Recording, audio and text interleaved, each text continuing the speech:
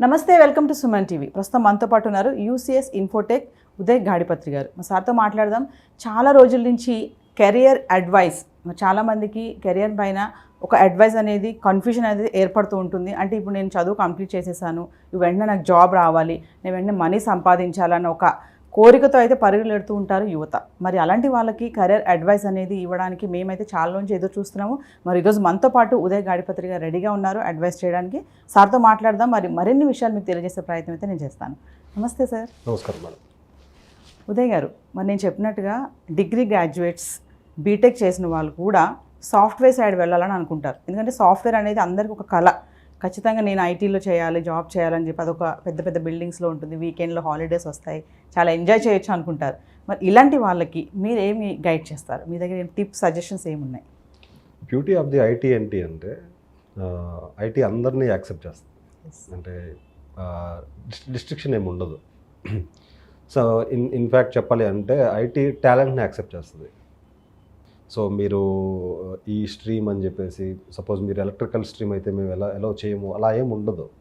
So IT అనేది టాలెంట్ని encourage చేస్తుంది. So that is the beauty of IT. So ఐటీలోకి వచ్చేసరికి ఎనీ డిగ్రీ అండి.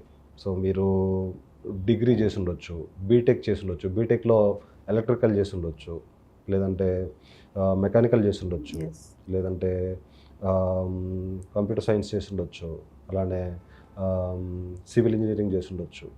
సో ఎట్లాంటి డిగ్రీ చేసినా కూడా ఐటీ అనేది యాక్సెప్ట్ చేస్తుంది. సో ఇక్కడ మనం ప్రధానంగా చూసుకుంటే ఈ ఇంజనీరింగ్ స్టూడెంట్స్ కావచ్చు, డిగ్రీ స్టూడెంట్స్ కావచ్చు, లేదంటే ఎంబీఏ స్టూడెంట్స్ కావచ్చు, ఎంసీఏ స్టూడెంట్స్ కావచ్చు, ప్రధానంగా ఫోకస్ చేయాల్సింది ఏంటి అంటే ఆఫ్టర్ గ్రాడ్యుయేషన్ జాబ్ సెర్చ్ అనేది స్టార్ట్ చేయడం అనేది that is the biggest mistake they are doing in recent days.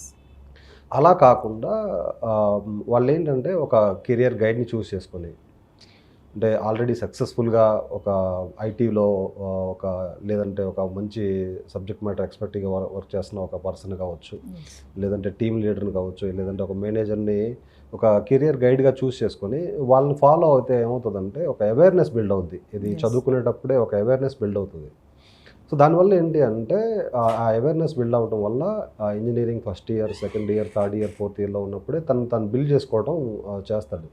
ఎప్పుడైతే తను బిల్డ్ చేసుకోవడం స్టార్ట్ చేస్తాడో by end of the graduation తనకి ఆటోమేటిక్గా వద్దున్న జాబ్ వస్తుంది.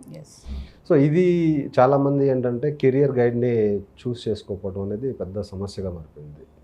నాట్ ఓన్లీ కెరియర్ అండి, ప్రతి ఒక్క దాంట్లో కూడా. ఇప్పుడు హెల్త్ పరంగా ఒక గైడ్ మనకి ఎప్పుడు ఉండాలి, ఒక మెంటర్ ఉండాలి. హెల్త్ పరంగా కావచ్చు, స్పిరిచువల్ పరంగా కావచ్చు, ఫినాన్షియల్ పరంగా కావచ్చు. సో ప్రతి సెక్టార్లో కూడా మనకు ఒక రైట్ మెంటర్ అనేవాళ్ళు అవసరం. అలానే ఎడ్యుకేషన్ సెక్టర్లో కూడా ఆ మెంటర్షిప్ అనేది మిస్ అవుతూ ఉంది. గైడెన్స్ అనేది చాలా తక్కువగా ఉంది ఈ స్టూడెంట్స్కి.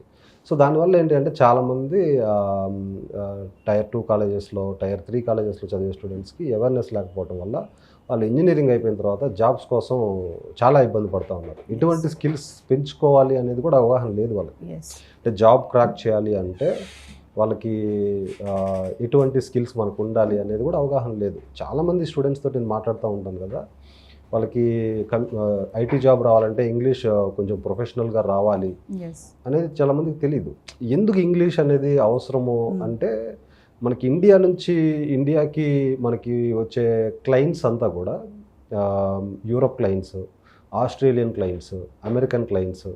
సో వీళ్ళకి ఏంటంటే లాంగ్వేజ్ బ్యారియర్ ఉంటుంది. సో వాళ్ళతోటి మనం కమ్యూనికేట్ చేయాలి అంటే ఇంగ్లీష్లోనే కమ్యూనికేట్ చేయాలి. సో జాబ్ తెచ్చుకోవాలంటే ఇంగ్లీష్ స్కిల్స్ అనేది కొంచెం మస్ట్.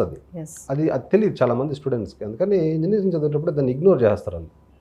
లాంగ్వేజ్ని ఇగ్నోర్ చేస్తారు. చాలామందికి దాని గురించి తెలియదు, దాని ఇంపార్టెన్స్ తెలియదు బేసిక్గా. సెకండ్ థింగ్ ఏంటి అంటే యాజ్ అ ఫ్రెషర్గా జాబ్ తెచ్చుకోవాలంటే వాళ్ళకి ఎలాంటి టెస్టులు పెడతారని తెలియదు. బేసిక్గా ఏంటంటే యాజ్ అ ఫ్రెషర్గా చాలామంది క్యాండిడేట్స్ ఇంటర్వ్యూస్కి అటెండ్ అవుతారు కాబట్టి వాళ్ళని ఫిల్టర్ అవుట్ చేయడానికి యాప్టిట్యూడ్, రీజనింగ్ లాంటి టెస్టులు పెడతారు. సో యాప్టిట్యూడ్, రీజనింగ్ అనేది ఒక వెరీ ఇంపార్టెంట్ సబ్జెక్ట్. అది ఎందుకంటే అది నాట్ ఓన్లీ ఫర్ ఐటీ అండి, యాప్టిట్యూడ్ రీజనింగ్ టెస్ట్ అనేది గవర్నమెంట్ జాబ్స్లో ఉపయోగపడుద్ది, లేదంటే మాస్టర్స్ చేయాలంటే జిఆర్ఈ రాయడంలో ఉపయోగపడుతుంది. So aptitude reasoning is the subject that one subject every student should focus on while they are actually pursuing their graduation. So Uday గారు మీరు లాంగ్వేజ్ అన్నారు కాబట్టి ఒక క్వశ్చన్ అడుగుతాను నేను. అంటే సాఫ్ట్వేర్ జాబ్కి ఇంగ్లీష్ లాంగ్వేజ్కి కనెక్షన్ ఉందా అంటారా? ఇప్పుడు మీరు అన్నట్టుగా చాలా మంది చదివేటప్పుడు ఇంగ్లీష్ అవాయిడ్ చేస్తూ ఉంటారు. ఓకే సబ్జెక్టే కదా, లాంగ్వేజే కదా, దీనికి ఒక 60 మార్క్స్ 50 మార్క్స్ వస్తే సరిపోతుంది, ఈవెన్ 35 వచ్చినా పాస్ అయిపోతాను అనుకుంటారు. బట్ ఇది ఎండింగ్లో whenever they are going to for interview అక్కడ బ్యాక్ స్టెప్ వేస్తున్నారు బికాస్ ఆఫ్ ఇంగ్లీష్ లాంగ్వేజ్. అంటే దీని గురించి కొంచెం డీటెయిల్గా మాట్లాడుకుందాం అండి. ఇందాక మనం మాట్లాడుకున్నట్లు కదా, ఇండియాకి వర్క్ అంతా కూడా యుఎస్ క్లయింట్స్ నుంచి వస్తుంది. సో యూఎస్ క్లయింట్స్ అంతా కూడా వాళ్ళ వర్క్ని ఇండియన్ కంపెనీస్కి ఇస్తున్నారు. ఇండియన్ కంపెనీస్ మనల్ని హైర్ చేసుకుంటాయి, మనల్ని క్లయింట్స్కి వర్క్ చేసే విధంగా చేస్తాయి. సో ఇక్కడ మనం as an Indian we have to communicate with the US clients. So ఒక ఇండియన్గా యూఎస్ క్లయింట్స్ తోటి మాట్లాడాలి అంటే మనం తెలుగులో మాట్లాడితే వాళ్ళకి అర్థం కాదు, మన హిందీలో మాట్లాడితే వాళ్ళకి అర్థం కాదు. సో అట్లా అని చెప్పేసి వాళ్ళని తెలుగు నేర్చుకోమంటే వాళ్ళు మనకు పే చేస్తున్నారు కాబట్టి వాళ్ళు నేర్చుకోరు. వాళ్ళు హిందీ నేర్చుకోమంటే లేదు, వాళ్ళు మనకు పే చేస్తున్నారు కాబట్టి నేను ఎందుకు నేర్చుకోవాలంటారు వాళ్ళు. సో డెఫినెట్గా మనం వాళ్ళతో కమ్యూనికేట్ చేయాలి అంటే ఇంగ్లీష్ అనేది అవసరం. సో లేదు నాకు టెక్నికల్ స్కిల్స్ ఉన్నాయి, ఇంగ్లీష్ అవసరం లేదు అంటే డెఫినెట్గా ఏదన్నా సర్వైవ్ అవుతారేమో కానీ బట్ లాంగ్ రన్లో కనుక మంచి పొజిషన్కి వెళ్ళాలంటే వెళ్ళలేరు. సో కమ్యూనికేషన్ అనేది చాలా ఇంపార్టెంట్ అండి. కమ్యూనికేషన్ అంటే ఏం లేదు, ఎదుటి వాళ్ళకి అర్థమయ్యేలా చెప్పడం. అది ఎదుటి పర్సన్ తెలుగులో ఉంటే తెలుగు అతను ఉంటే అతనికి తెలుగులో అర్థమయ్యేలా చెప్పడం, ఎదుటి పర్సన్ ఇంగ్లీష్లో ఉంటే ఇంగ్లీష్ అతను ఉంటే ఇంగ్లీష్లో అర్థమయ్యేలా చెప్పడం, ఎదుటి పర్సన్ హిందీలో ఉంటే హిందీలో అర్థమయ్యేలా చెప్పడం.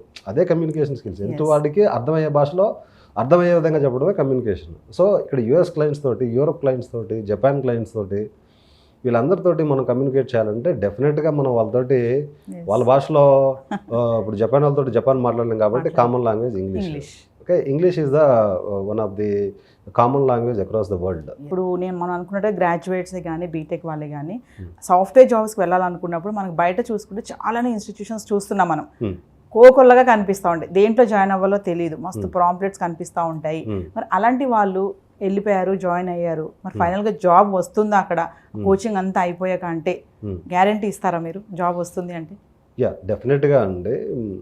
ఇప్పుడు every year engineering students as far as అయినా ఒక 3 లక్షల మంది పాస్అవుట్ అవుతూ ఉన్నారు.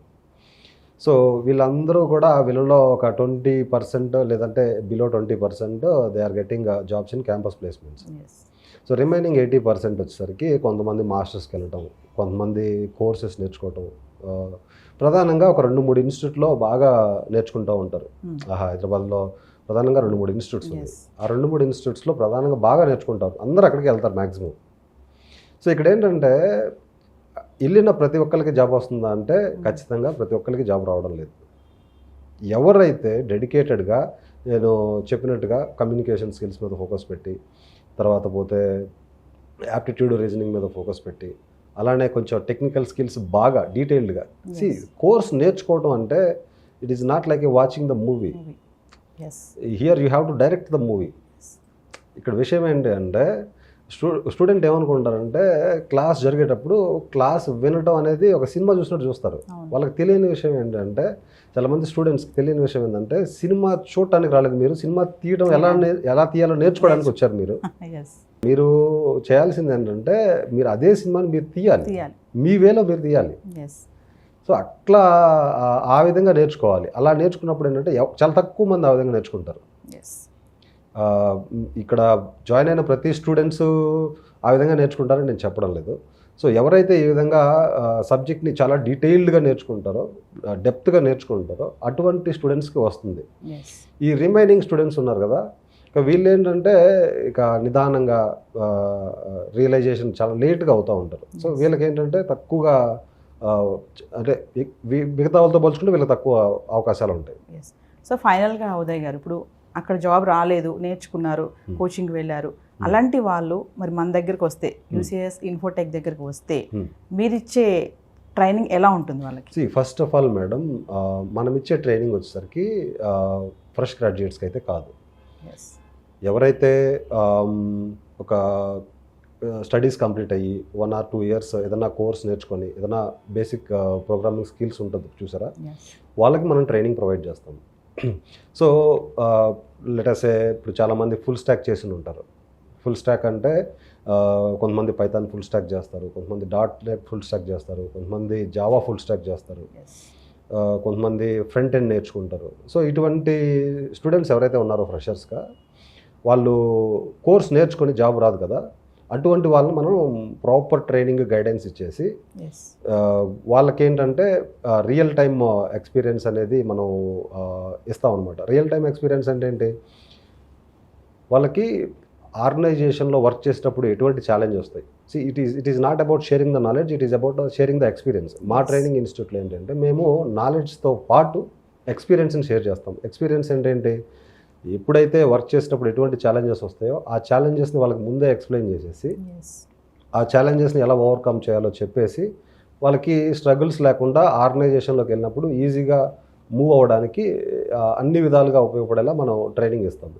ఇప్పుడు ఒక స్టూడెంట్ మన దగ్గరకు వచ్చినప్పుడు తనని అసెస్ చేసి క్లియర్గా చెప్పేసి, సో ప్రతి ఒక్క టాపిక్ కూడా డీటెయిల్డ్గా ఎక్స్ప్లెయిన్ చేసేసి ఇన్ డెప్త్గా, అంటే ఈ టాపిక్ మీద ఎటువంటి ఛాలెంజెస్ వస్తాయి ఆర్గనైజేషన్లో, సో అన్నీ ఎక్స్ప్లెయిన్ చేసేసి తన్ని ఒక ప్రొఫెషనల్ ఎక్స్పీరియన్స్డ్ పర్సన్గా తయారు చేస్తాం మనం.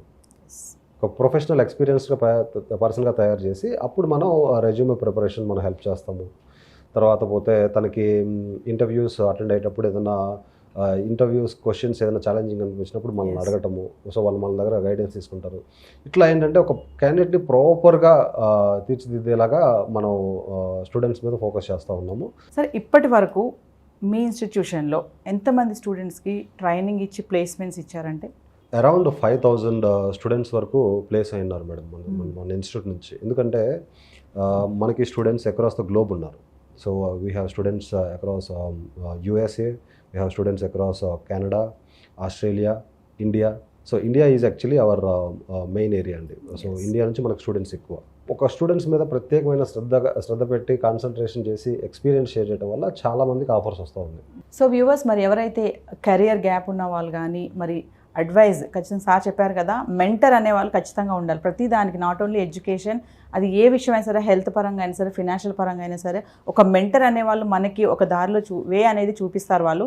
మరి దీనిపైన మీకు ఇంకా అవగాహన రావాలి, ఇంకా ఇన్ఫర్మేషన్ కావాలి, మరి ట్రైనింగ్ సెషన్స్ ఇవన్నీ తెలుసుకోవాలనుకున్న వాళ్ళు కింద కనిపిస్తున్నటువంటి నెంబర్కి కాల్ చేయండి, టీం మీకు అందుబాటులో ఉంటుంది. Thank you sir.